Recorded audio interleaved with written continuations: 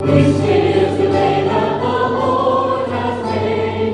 Let us rejoice and be glad. For this is the day that the Lord has made. Hallelujah, hallelujah.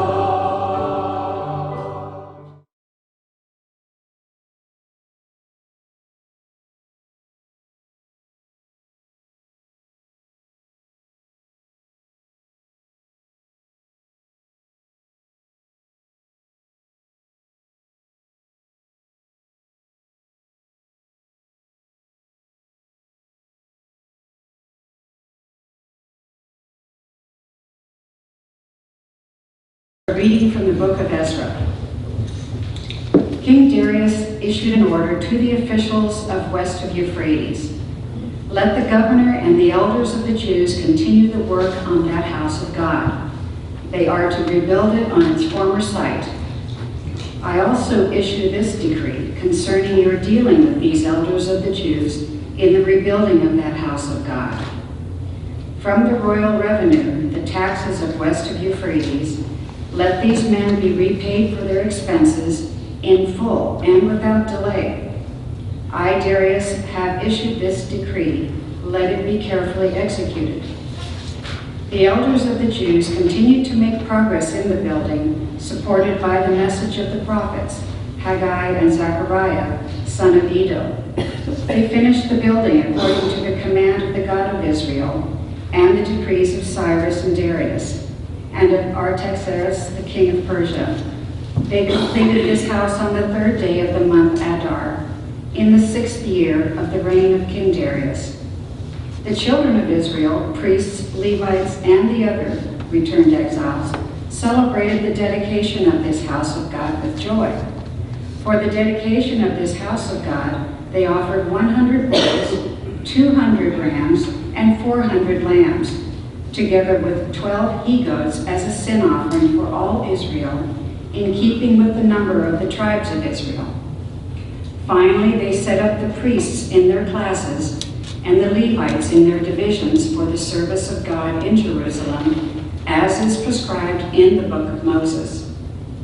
The exiles kept the Passover on the 14th day of the first month.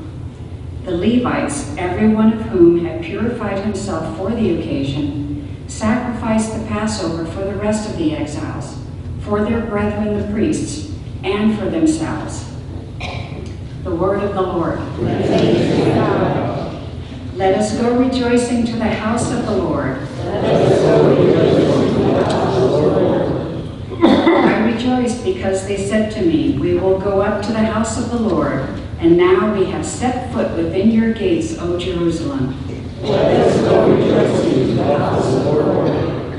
Jerusalem built as a city with compact unity.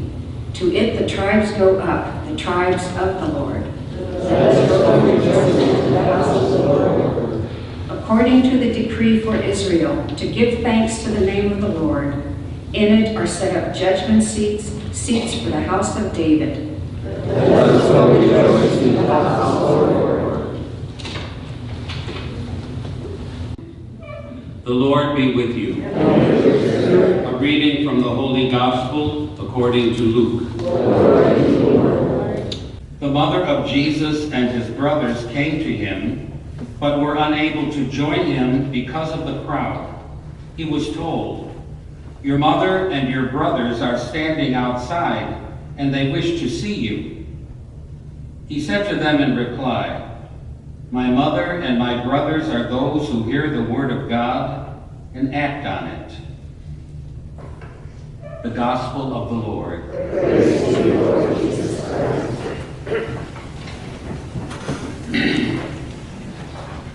Good morning.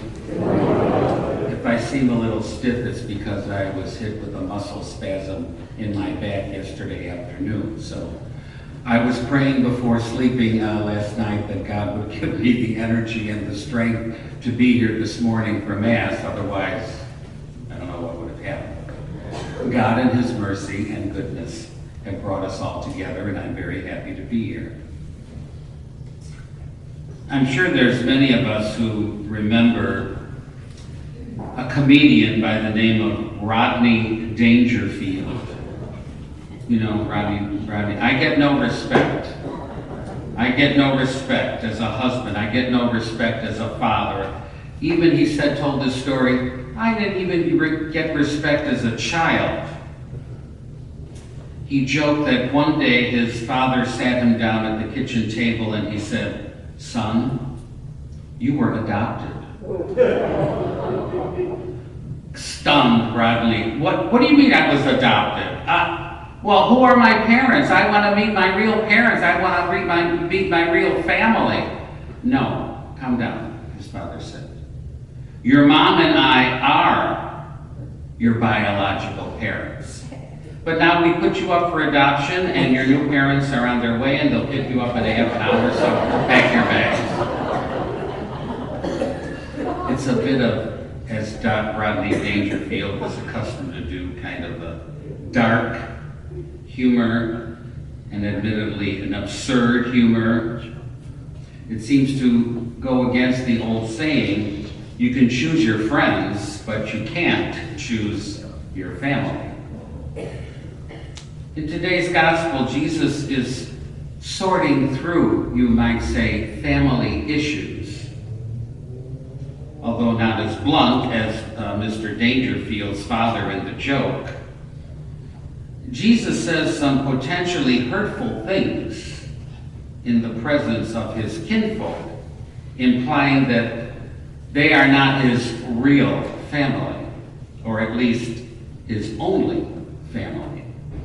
It's not that Jesus is trying to get rid of his biological relatives, but he is making the point about the true family of God.